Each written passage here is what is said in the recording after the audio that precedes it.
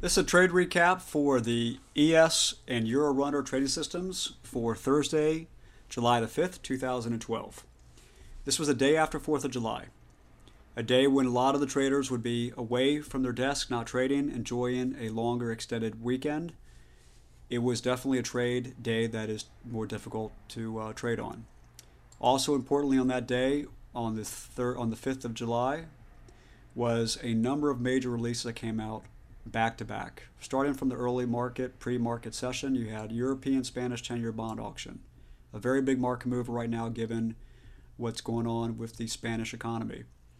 5:02 French, not such a big deal. 6 o'clock European, Germany factor orders. To some degree it affects the market.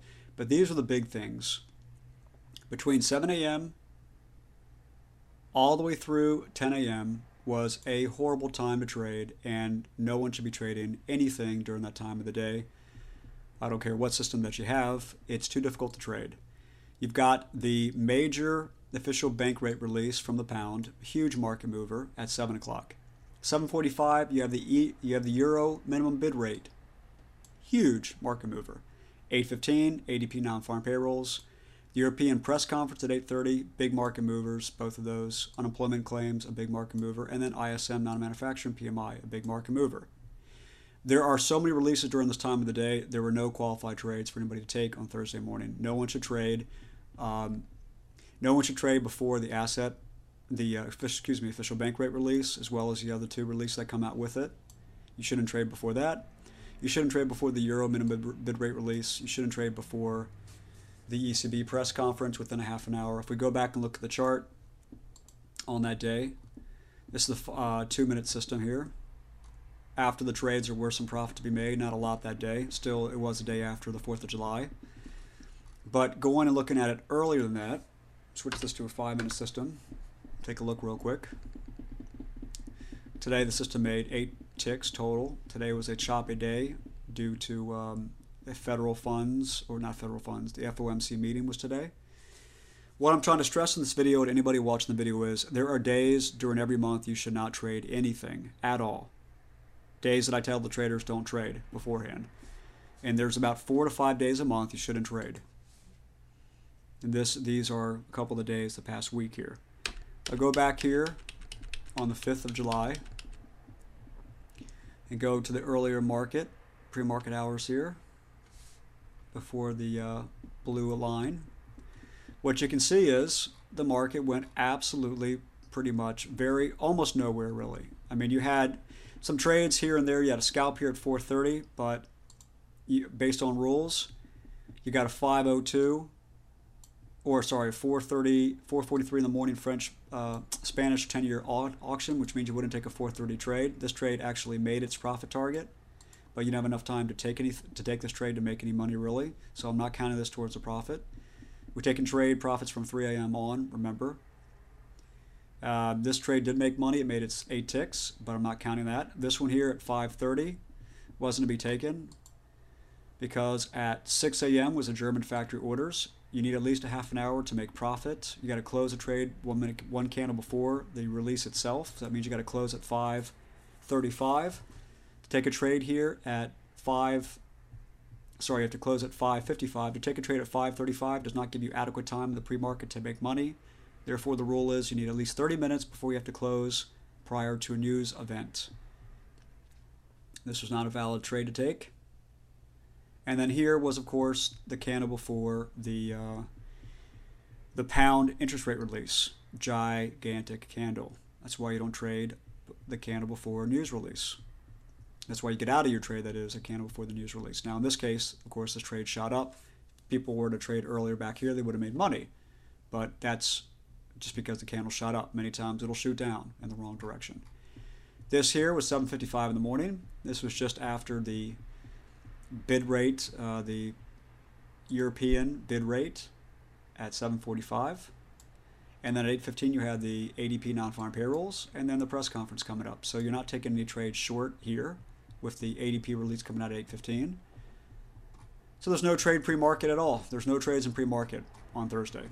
Now, for the regular trading hours, there was there was some decent trading. There was some profit to be made after what was a horrendous morning that, again, no one should trade. There was profit. Let my system calculate 3,500 bars.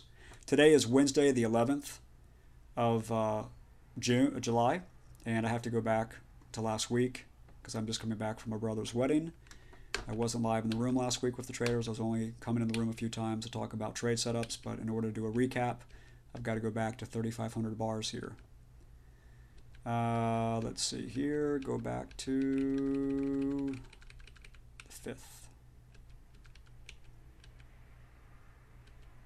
Okay, the 5th from 9:30 on. There was a 10 o'clock news release. That means you don't trade the candle before the news release, take a new entry. You don't trade on the candle of the news itself. You don't trade on the candle after it. You wait for one full candle to go by. So this was a candle at 10:04. You've had at least one full candle between the time of the news. That's the rule. This is the news release at 10 o'clock. This is one candle after it. So you don't trade on an entry on this candle at 9:58. You don't trade on this candle at 10 o'clock. You don't trade on this candle at 10:02. 10:04 is okay to trade. From the open price here, it made 8 ticks, and a number of traders told me they took this trade. Now, we use the open price of the scalp candle because you get the first available price when the candle opens, when the scalp number appears. This was a valid intra-series scalp. Please refer to my website or come in the room for a free trial to learn what makes an intra-series scalp valid. It fit the rules very simply, and the traders in my room knew to take it. You get into the open price or a tick better or a tick worse. The point is you click quickly. You click within the first 20 seconds. Scalps move very fast. They make a lot of money, but you must act on them within the first 15 to 20 seconds of the number appearing, of the audio alert saying ES scalp being heard in the room. You've got to act on it very quickly. So going from here to there, that's 8 ticks. 13.59 down to 13.57. The prices hit the 8 ticks 3 times, several times during each candle. I take from open price to this 8 ticks of profit. When it touches it, there's not always a guaranteed fill on a touch, but when it hits it several times, there is. And also, if it goes 8 ticks against a trade and only touches it, I take that as a loss to keep things fair and consistent. So this trade was one that several traders made money. The 8 ticks here, 8 ticks on a cautionary primary entry. This is a C, a cautionary trade. You take half your contract size, using the smallest contract for tracking the profit and loss. It would be a 1 contract position on a cautionary trade, a 2 contract position on a primary entry, where the first contract has the first profit target and the second is brought to a break-even status and becomes the runner. So in this trade, it's a cautionary trade, cautionary primary entry, 1 contract for the smallest account holder. 8 ticks were made from entry here up to right here. 8 plus 8, we're up to 16. Then we have a scalp at 11:34 in the morning, which loses 8 ticks from open price. So now we're down 8 ticks. 8 plus 8 minus 8, we're up 8 ticks so far. This is lunchtime. No trades are taken between 12 and 1. That's a rule. It's usually not a good time to trade. After that, we've got a trade here that did not print with an R because the open price was under the yellow. We don't take trades inside the yellow. We take trades outside the yellow for rookie trading and makes it safer. Therefore, this was not a valid long to take for the rookie trading system. This too was valid as a scalp. Entered here, almost made its 8 ticks, made about 6. Went against it about 5, ended up being taken out here at the open. At the first price available when an opposite direction triangle comes in, that's the rule for exiting a scalp. That lost 2 ticks. So we were ahead 8, now we're down with 2 more ticks out of the 8, which leaves a remainder of positive 6.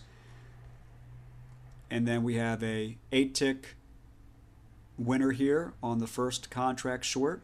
Second contract is brought to break even after you make your 8 ticks right here. It was knocked out at break even right here. And a scalp came in right here that quickly went against it. It lost 8 ticks. It offset the positive 8 ticks here. That was a break even. So now we're ahead 6 ticks. We added 8 more. We subtracted 8 more. And now we're back to 6 ticks of profit on the ES runner on the regular trading hour session. As for the euro that day, the euro, the same thing. There were no valid trades to take prior to news events, and we stopped taking trades on the euro up till 12 o'clock. There was no valid trades to take. Unfortunately, the euro had a nice, big, huge runner starting here from 3:20 in the morning. As you can see, it made 158 pips.